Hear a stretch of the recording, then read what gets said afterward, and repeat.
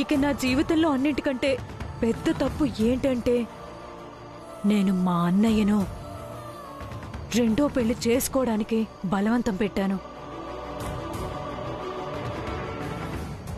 ఇక నువ్వు మా ఇంటికొచ్చావు జీజాబాయ్. నువ్వు మా ఇంటి మొత్తాన్ని నాశనం చేసావు. పిన్ని మీరు చాలా నువ్వింకేం మాట్లాడద్దు. తనెందుకు నోరు మూసుకోవాలి? ఎందుకు నోరు మూసుకోవాలి? తన ఇంటి కోడలు, తనకు హక్కు ఉంటుంది. తను నోరు మూసుకొని ఉండదు. తనకేమనిపిస్తే అదే మాట్లాడుతుంది. నిజమే జీజాబాయ్, నీతో కలిసుంటే నీ భాషే మాట్లాడుతుంది. తన్ను కూడా నువ్వే చెడగొట్టావు.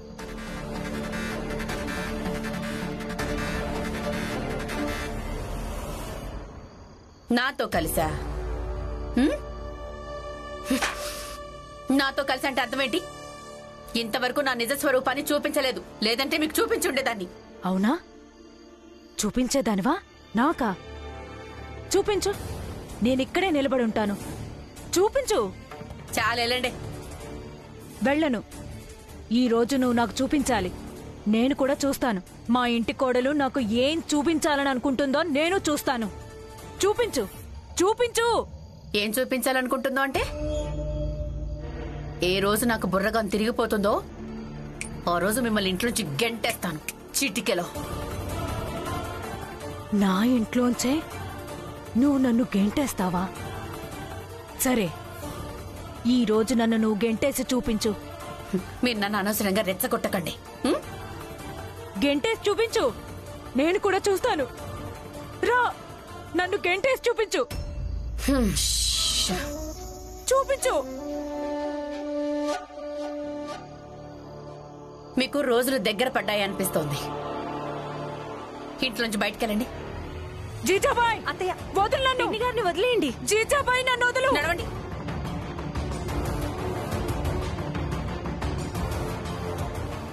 నేనేం చేయగలను అన్నీ అడిగారు కదా, పదండి. మీరు ఈ ఇంట్లో ఉండడానికి వీల్లేదు. మీరేం చేస్తున్నారు? నేనేం చేయగలను చూడాలనుకున్నారు కదా, నన్ను వదులు. వెళ్ళిపడి. అత్తయ్య, మీకు ఇంట్లో ఉండడానికి అర్హత లేదు. వెళ్ళండి, వెళ్ళిపడి. జీజాబాయ్, నన్ను వదిలిపెట్టు. వెళ్ళండి. జీజాబాయ్, ఏం చేస్తున్నావు? నడండి. అసలు నువ్వేం చేస్తున్నావు? మీరు నోరు మూసుకోండి. మీరు అలాగే ఆ భీమాబాయి కలిసి ఇవన్నీ నెత్తికెక్కించుకున్నారు. అత్తారింట్లోంచి వెళ్ళగొట్టారు ఇవని. మీరెందుకు ఇంట్లో పెట్టుకున్నారు మరి? ఈ ఇంట్లో ఉండడానికి ఎవరికి అసలు యోగ్యతే లేదు.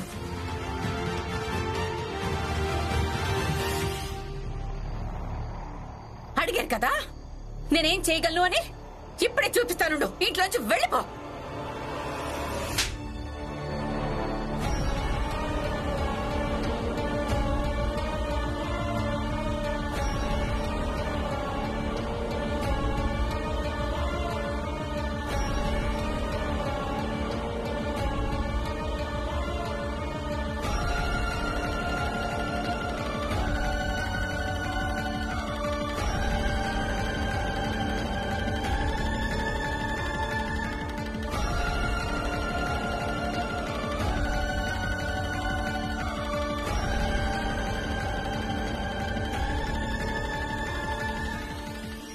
జీజాబాయ్, నా ఇంట్లోంచే నువ్వు నన్ను వెళ్ళగొడుతున్నావా? హద్దులన్నిటినీ ఈ రోజు నువ్వు దాటేశావు.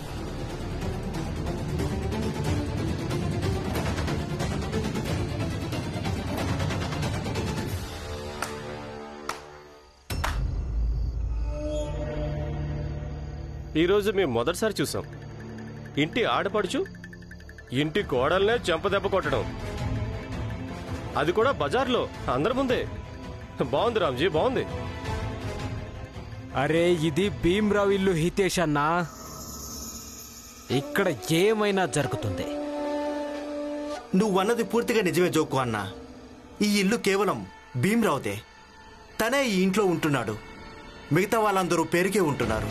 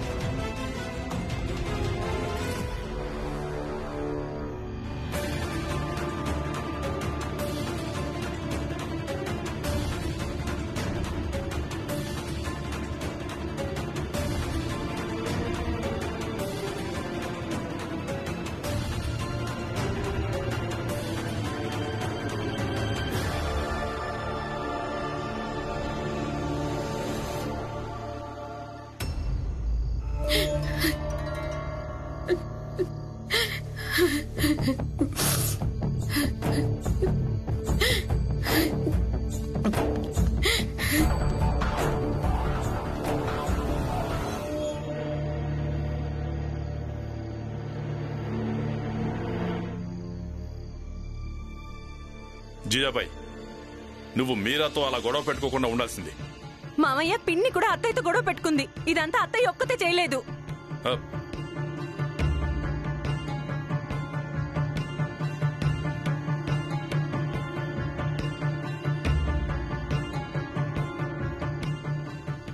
జీజాబాయ్, నన్ను క్షమించు. నేను ఆ విధంగా అందరి ముందు చెంప దెబ్బ కొట్టకుండా ఉండాల్సింది. ఈ విషయంలో నేను అందరి ముందే క్షమాపణ చెప్పడానికి సిద్ధంగా ఉన్నాను.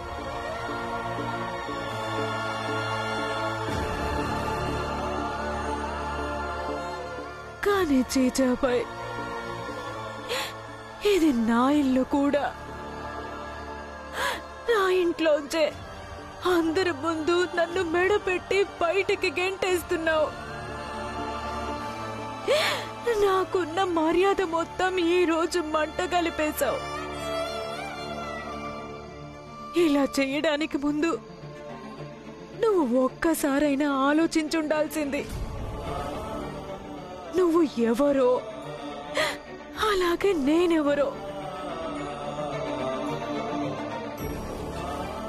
నన్ను క్షమించు, నువ్వు నన్ను క్షమించు.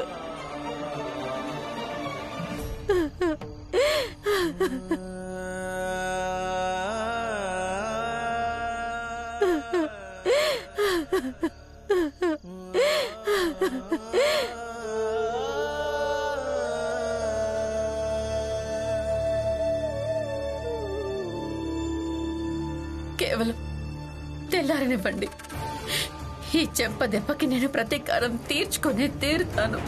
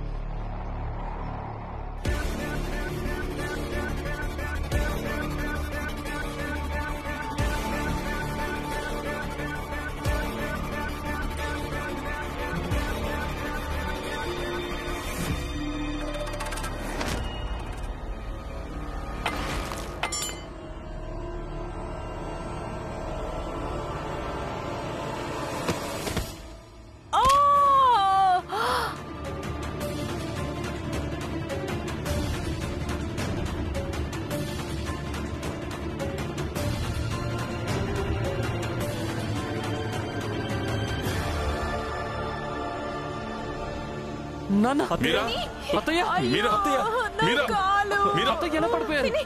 మీరా, రక్తం కూడా కారుతుంది. మీరా, మీరా, అత్తయ్య, అత్తయ్య, అత్తయ్య, నా కాలు.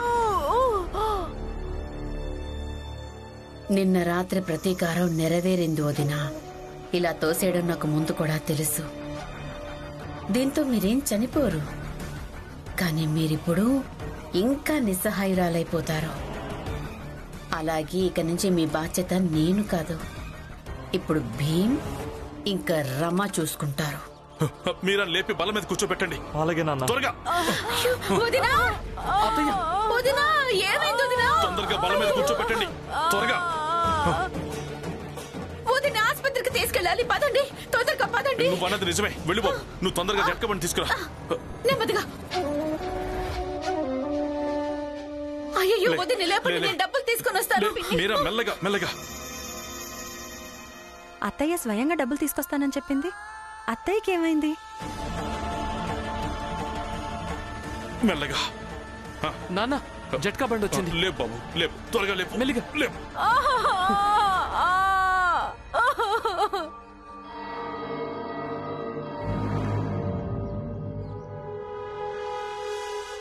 అత్తయ్య, మీ మనసులో ఏమనుకుంటున్నారు?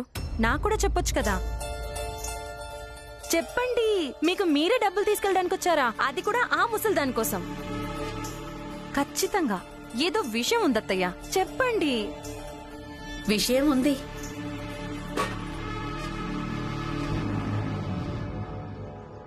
ఇక ఈసారి ఒక నిర్ణయం జరుగుతుంది. అది సరే, ఇంతకి విషయం ఏంటో అది చెప్పండి. నువ్వన్నీ ఇక్కడే అడుగుతావా లక్ష్మి? లేక హాస్పిటల్ కి వెళ్లి అందరి పూజ్యురాలైన వదిన పరిస్థితి కూడా చూస్తావా? అది చూడాల్సిందే. పద మరి.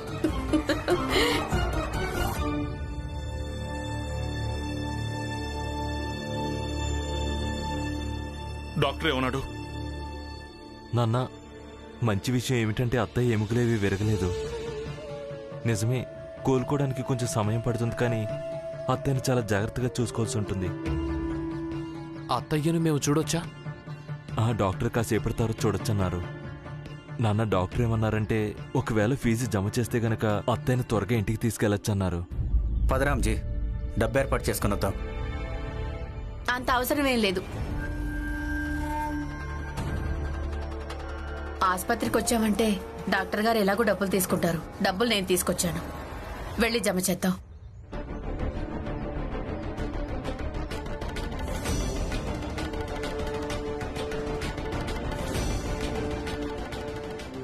ఏం చూస్తున్నారు? పదండి. మీరు ఇంకా భీమ్ నాతో పాటు రండి, డబ్బులు కట్టేసి వద్దాం. నాన్న, మీరు వెళ్ళండి, నేను అత్తయ్య దగ్గరికి వెళ్తాను.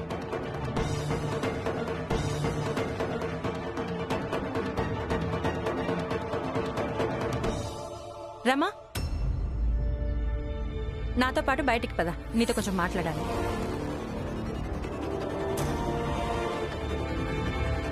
పద.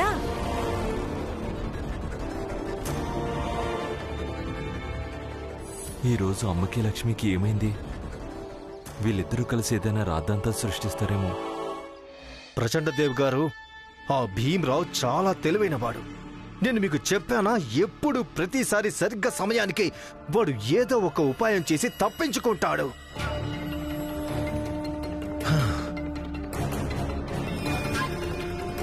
ఆ భీమ్రావు ఒక్క పరీక్ష రాయడంలో సఫలమైపోయాడు.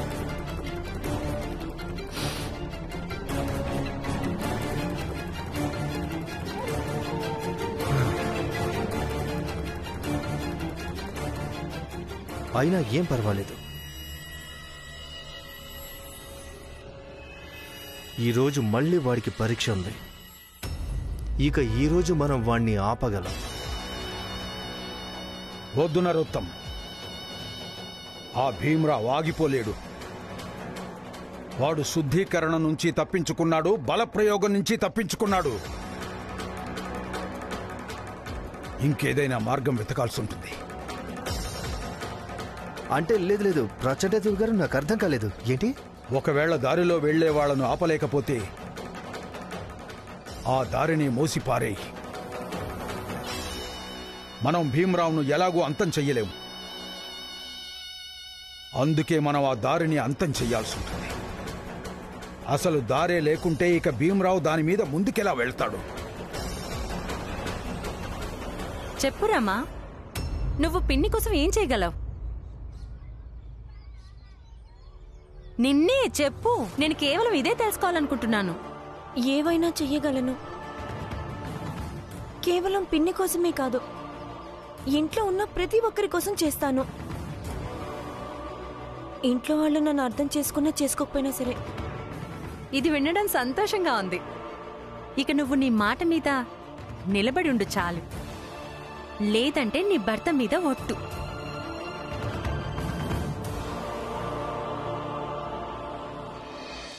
మీరాబాయ్, ధన్యవాదాలు. ఆగండి, ఒకసారి అలా పదండి, కొంచెం మాట్లాడాలి.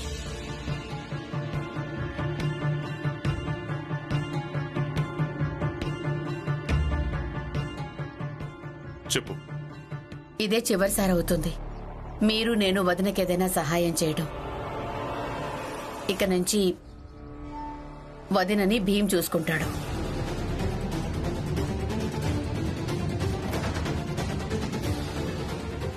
అంటే భీమ్ చూసుకుంటాడు అంటే ఏంటర్థం? అంటే ఏంటంటే, ఇప్పుడు వదిన ఆసుపత్రి నుంచి ఇంటికి ఎప్పుడైతే వస్తుందో తను మన వాటాలో కాదు. ఇప్పుడు భీమ్ వదిన్ని తన దగ్గరే పెట్టుకోవాల్సి ఉంటుంది.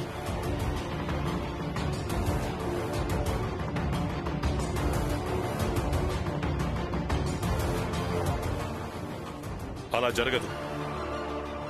మీరా నా సొంత చెల్లెలు. తనకు నాకు ముందే బంధం ఉంది. భీమ్ తర్వాత వచ్చాడు.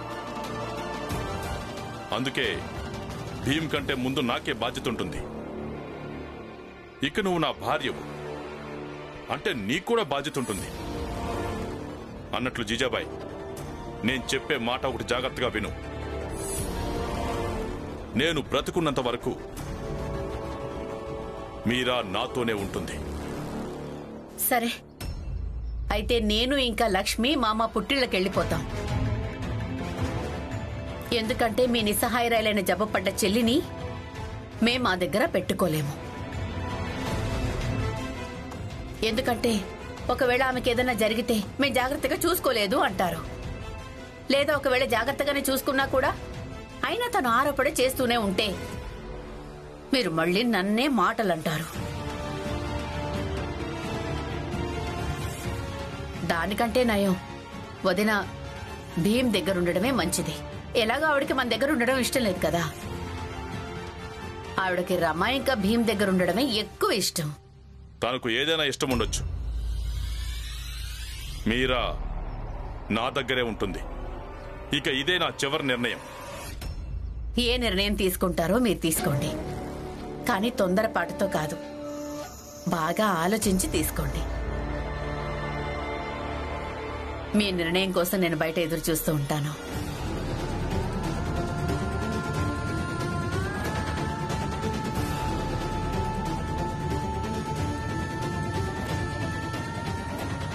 అక్క, మీరు స్పష్టంగా చెప్పొచ్చు కదా. అసలు మీరేం చెప్పాలనుకుంటున్నారు? రమా, నీ భర్త వస్తున్నాడు. తను చెప్పింది నీకు చాలా బాగా అర్థమవుతుంది కదా. ఇక నువ్వు తననే అడుగు.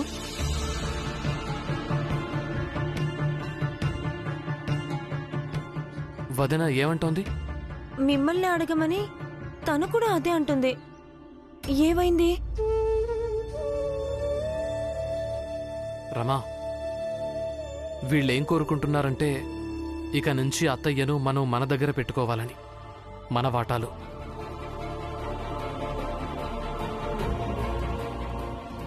ఏమైంది? పిన్నిని పెట్టుకోవడం సంతోషమేకా. ఎందుకంటే పెద్దవాళ్ల తోడు అదృష్టవంతులకే దొరుకుతుంది.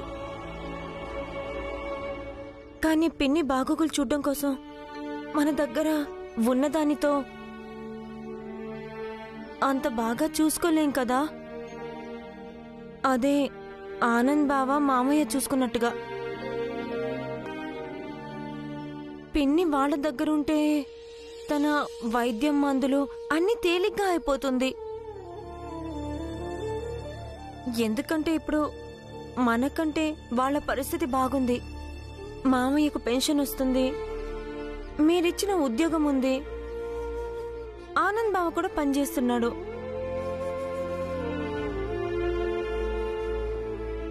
మన ఇల్లు కష్టంగా గడుస్తుంది కదా. సంపాదన అంతగా లేదు. పిన్ని కోసం అవన్నీ మనం చేయలేం. ఇది మీకు కొత్త ఉద్యోగం దొరికేంత వరకు ఇలానే ఉంటుంది. నిజమే, నువ్వు చెప్పింది పూర్తిగా నిజమే రమా. కానీ ఒక విషయం అర్థం చేసుకో. ఒకవేళ వాళ్ళు అత్తయ్య బాధ్యత మనం తీసుకోవాలి అని కోరుకుంటే గనక మనం నిరాకరించలేం కదా. మనం అత్తయ్య బాధ్యతను తీసుకోక తప్పదు. అత్తయ్య మనకు కూడా అయిన మనిషి కదా. అవును, కానీ మామయ్య పిన్ని బాగోగులు చూసుకుంటే మనకంటే ఆయనే బాగా చూసుకుంటారు కదా. ఆవిడ మామయ్య దగ్గర ఉండడమే మంచిది. మీరిక్కడే ఉండండి, నేను మామయ్యతో మాట్లాడొస్తాను. ఆగు. చూడు, నువ్వు అర్థం చేసుకోలేకపోతున్నావు. కానీ నేనేం చెప్పానో నీకు మెల్లిమెల్లిగా అర్థమైపోతుంది. మనం మన బాధ్యత నుంచి ఈ కారణంతో పారిపోలేము. ఎందుకంటే మన బాధ్యతను మోసేవాళ్ళు ఇంకొకరు కూడా ఉన్నారని. వాళ్ళు బాధ్యత మనకప్పగించారు. అంటే ఇప్పుడు అత్తయ్య బాధ్యత మనదైపోయింది శాశ్వతంగా.